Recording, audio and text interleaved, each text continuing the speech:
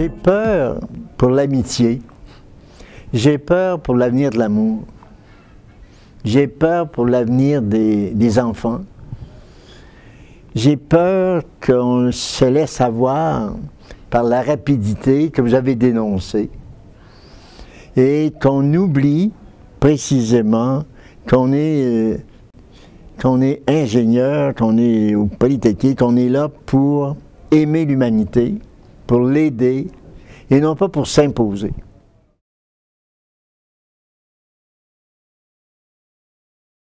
Et que l'amitié est encore possible lorsqu'on introduit dans nos mœurs la vitesse et le téléphone plutôt que la rencontre, le courriel plutôt que la poignée de main.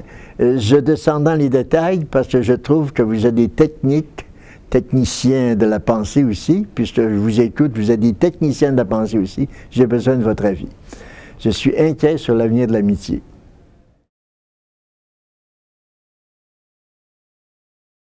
On va trop vite. On perd l'initiative. On n'est plus avec les autres, on est entraîné.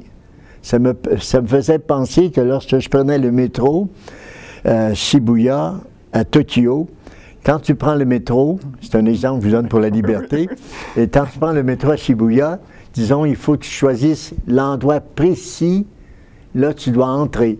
Puis il faut que tu te places là, avec autour de toi peut-être 200 ou 1000 personnes. Et la porte s'ouvre et tu es rentré sans que tu l'aperçoives. Et quand tu sors, il faut que tu saches te mettre devant la position, puis tu sors sans t'en apercevoir. La pression de la société et de la population est tellement forte que tu n'es plus là. C'est le groupe qui rentre à la station Shibuya et c'est le groupe qui sort. Et tu sens à peine les coudes, mais tu es sorti. Et je me disais, si la puissance du groupe vient attaquer ma liberté, ça doit être dangereux. Et peut-être que la technique, à un certain moment, pourrait devenir une menace. Et ça, j'ai senti un peu.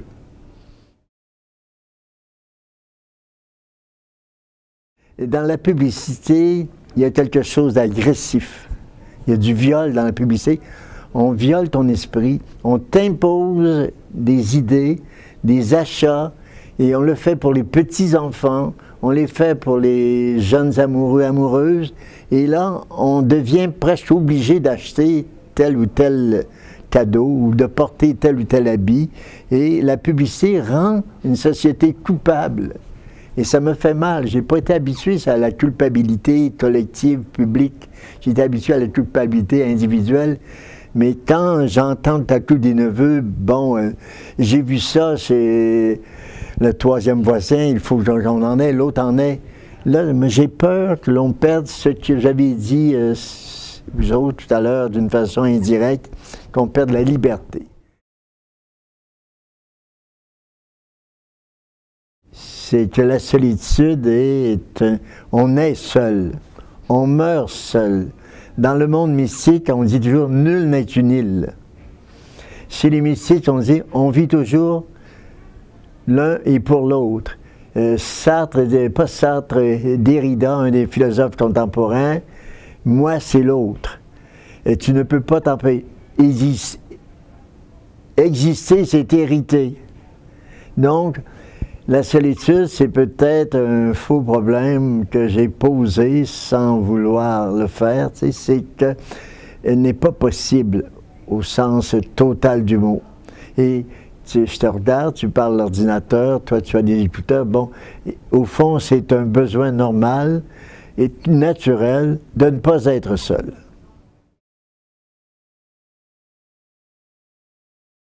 Moi, les rituels, je suis à l'intérieur des rituels chrétiens, mais je suis très souvent demandé chez les bouddhistes à Émergence sur la rue Saint-Denis, et j'enseigne à des musulmans et tout, et ça me fait beaucoup réfléchir, parce que je trouve que le rituel est nécessaire autant que le geste est nécessaire pour vivre, et que le geste, quand tu manges, ça ne va pas, hein? Le geste demande une lenteur et j'ai peur précisément En laissant tomber, là je ne fais pas de prosélytisme, en laissant tomber les cultes, les religions qui, elles, entretiennent des rituels et qui, en même temps, demandent aux gens de penser à l'avenir, à la mort, à la vie, tu sais, et qui obligent les gens à réfléchir sur le sens de la vie, j'ai l'impression que, sans juger personne, que l'abandon des religions, c'est un peu comme la vitesse. L'abandon des religions a le même effet. Les rituels diminuent et la vitesse les empêche. Et je vois un lien là, culturel entre les deux.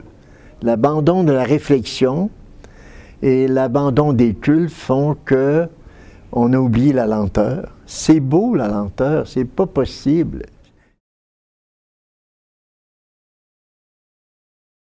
Non, mais j'ai senti des choses très belles. Moi, j'ai assisté à un souper de première communion, là. J'avais été nommé étant étranger, puis j'étais gentil à l'époque, donc ça allait bien. Et puis le repas commençait à 9 h, puis il a fini à 4 h du matin. On a résolu tous les problèmes, puis on a bu beaucoup, mais personne n'était ivre. Mais c'était encore ce rituel du repas dont on vient de parler. C'est quelque chose, il y a la technique ne pourra pas enlever les gens qui veulent aimer. La technique n'empêchera pas les gens d'espérer. La technique n'empêchera pas les gens de croire à autre chose qu'à eux-mêmes. Tu sais, il y a des choses où la technique n'a pas de prise.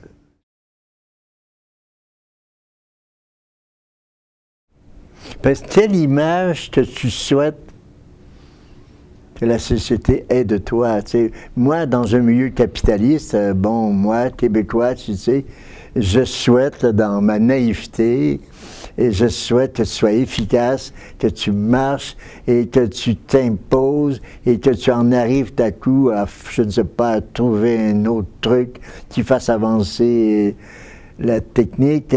Et toi, tu me ramènes à la vérité d'un être.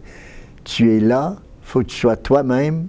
Un individu ne peut s'identifier à une communauté que s'il est d'abord lui-même.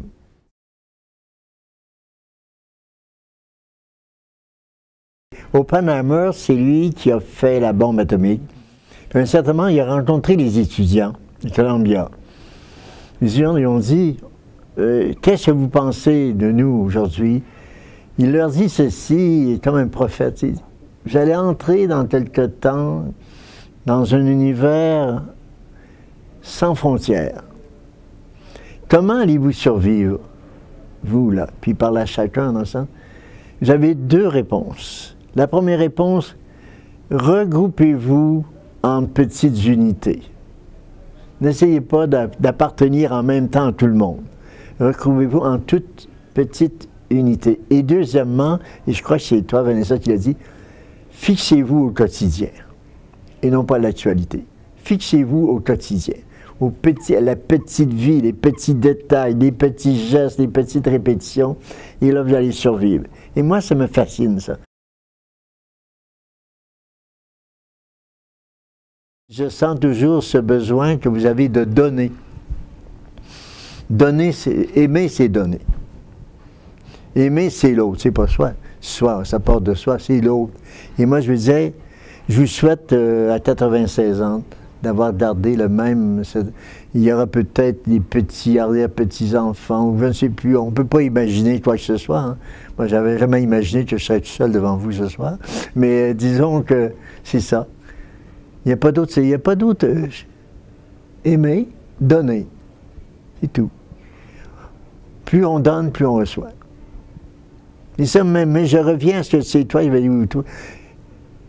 Commencez par le quotidien, par les petites vies, vous savez, comme on dit, le détail, la beauté de, je sais pas, donner la main à quelqu'un au lieu de faire, c'est bon, tu sais, la beauté de, je sais pas, de dire bonjour. J'avais parlé des communautés où vous avez rencontré, c'est ça, hein? Entrer dans un univers. Et je suis frappé, c'est l'univers d'Oppenheimer, tu sais. Trouve-toi, laisse-toi pas envahir par la tragédie humaine.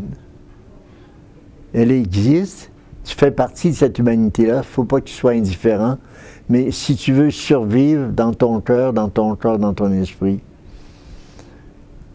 soi-même. C'est au quotidien. Les petites choses, les petits détails. C'est ça, ça.